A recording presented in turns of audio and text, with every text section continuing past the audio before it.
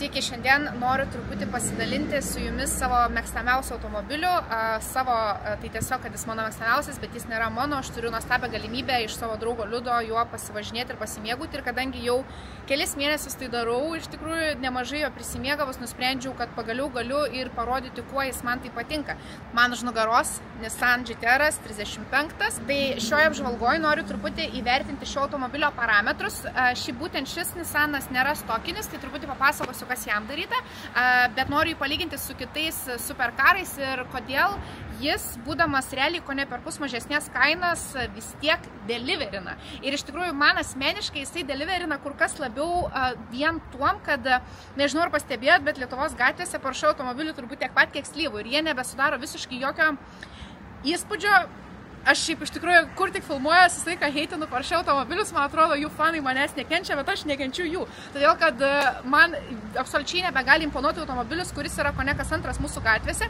Aišku, aš čia kalbu apie Vilnių. Ir kad ir kokie jo įspūdingi parametrai bebūtų, pastebėjau, kad net sustojus kažkokiam parkinge, kur stovi Nissanas ir Porsche šalia, vaikai visą laiką atbėga prie Nissaną, filmuoja jį ir klausinėja apie jį. Tai jau kažką parodo, nežinot, vaikam jokios nuomonės taip lengvai nesuformuosi ir nepasakysi, kas yra fainai, kas yra ne. Jie patys pagal save jaučia, ko jau yra atsižiūrėję, o kas juos vis dar stebina. Tai juos stebina būtent ši Godzilla ir būtent šis gražuolis man už nugaros, kaip ir mane pačią. Tai šis automobilis iš tikrųjų yra jau tapęs tokia legenda, ikona, netgi turi savo pravardę Godzilla. Jis kilo, kai, man atrodo, jis buvo taip pavadintas australų žurnale kažkokiam, būtent primenantis tą japonų pabaisą. Tai čia ir yra japonų kūrinys, jie yra gaminami tik Japonijoje ir jų variklius surinkinėja, jeigu neklystų, 4 žmonės. Tai niekas kitas daugiau ir jie visi yra ranka pasirašyti, tai vėliau pažiūrėsim. Važiavimas šio automobiliu iš tikrųjų sudėtingas Savanorių prospekte, bet visur kitur tai yra vienas didelis malonumas. Automobilis yra puikiai aerodinamiškai išplanuotas ir žinau, kad kiekvienais metais su kiekvienu atnaujinimu tie visi dalykai yra patobulinami. Jis yra gana žemas, riebokai, išsinešę sparnai ir turbūt kone smagiausia šio automobilio dalis yra, kad jis yra 4 varomais ratais. Tai yra labai geras sukibimas su danga ir iš tikrųjų pastebėjau tą skirtumą lygindama jį su M-kem BMW, nes jos yra galų varomas ir nenori tave truputį mėto pakelė ir dėl to manau, kad šių automobilių sudaužytų kur kas mažiau galima nupirkti, nes tiesiog jie mažiau ir daužosi, todėl kad jie geriau stovi ant kelio. Tai labai faina man ir aktualu, nes automobilis nėra mano, tai aš nelabai noriu nusirašyti kažką. Sezamai atsiverk. Štai ir jis, mano murkėjas, murkimo kaltininkas 3.8 V6 Twin Turbo. Rankomis pagamintas pačio tsunamio Oyamos.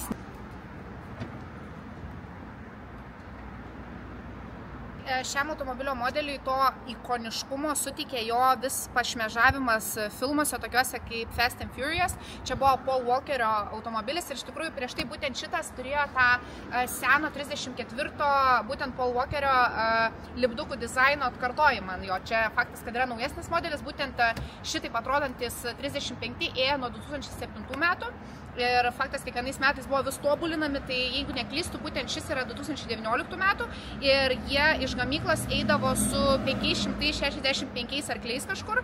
Tai pavyzdžiui, lyginant su Porsche 911 Turbo S, kuris turi, man atrodo, apie 650 arklių, jų greitis nuo 0 iki 100 yra ganėtinai panašus. Tai GT-R šitokį greitį išvysto per mažiau nei 3 sekundės, Porsche irgi per kažkur 2,7 sekundės. Tai iš tikrųjų, lyginant su tais pačiais Porsche ar Ferrariu 488 kokiu ar Huracanu, galbūt GT-R neturi tokio prabangaus įvaizdžio palyginus, bet man atrodo, kad jis yra labai toksai sportiškas ir jaunatviškas, kas iš tikrųjų faktas, kiekvienas automobilis turi savo pirkėją ir norint agresyviau truputį palakstyti gatvėse, jeigu norisi tokio automobilio, kuris atrodytų kaip nusileidęs tiesiai iš lenktynių trasos, tai man atrodo, kad būtent GT-R kėbulas yra puikus pasirinkimas. Man ypatingai seksuali jo šikna, tai iš tikrųjų galime eiti jos apžiūrėti.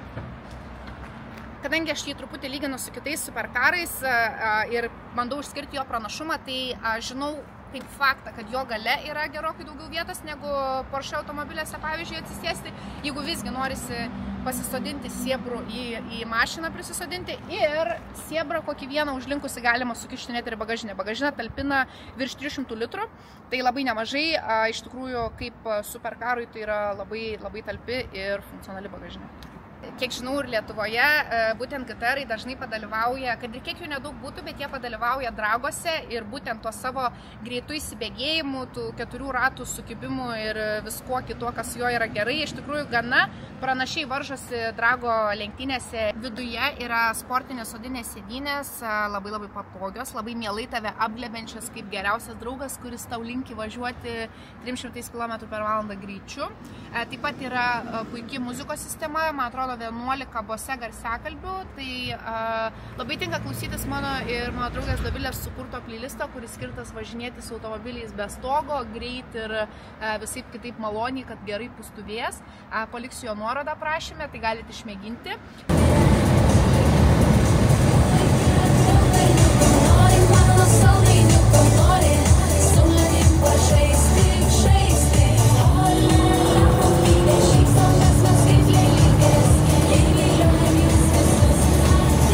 Viduje turim čia liečiamą ekraną, iš tikrųjų jame labai fainai galima stebėti važiuojant visus parametrus, tuoj parodysiu.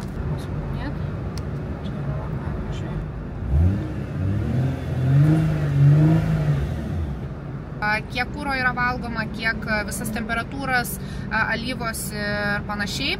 Taip pat automobilio vairas yra labai funkcionalus ir beveik viską galima kontroliuoti tiesiai per jį.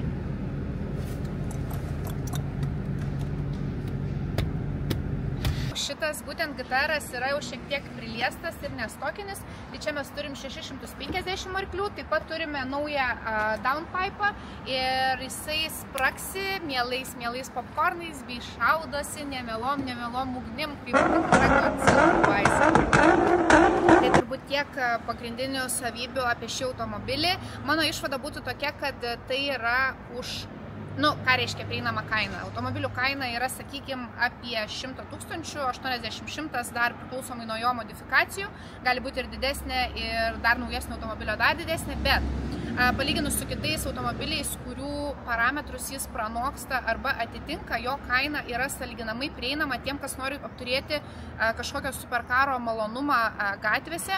Ir dydžių, man atrodo, jis yra pakankamai patogus kasdieniam važinėjimui, priešingai ir aukščių, priešingai nei koks Lamborghinis, į kurį tiesiog turi įkristi ir kone vilktis pažemei, senamiestį išvis būtų neįmanoma pravažiuoti. O čia su šiuo automobiliu tai tikrai yra įmanoma. Bei lygiai taip pat šių automobilių Lietuvoje nesenai kaip tik prasilenkiau su tiesiog ryte pirmą dieną pasiėmus GTR išvažiavusi gatvę. Pirmam žiedė susitikau visiškai tuščioj gatvėj su kitu GTR savininku. Žiūrėkit, kaip tai įmanoma! Tai kaip tik pagyrėme vienas kito automobilius ir paklausiau, kiek jų Lietuvoje yra. Mano žiniom seniau buvo 4, dabar jisai man sakė, kad 6. Tai vien tas įspūdis, jog tai yra žymiai retesnis automobilis, iš tikrųjų priduoda bonus taškų gatvėse, kai žmonės atkreipia dėmesį, sustoja, galbūt tikisi, kad išgirs riaumuojantį variklį man stovint prie raudonos, bet visą labą išgirsta Rianos kokią nors dainą.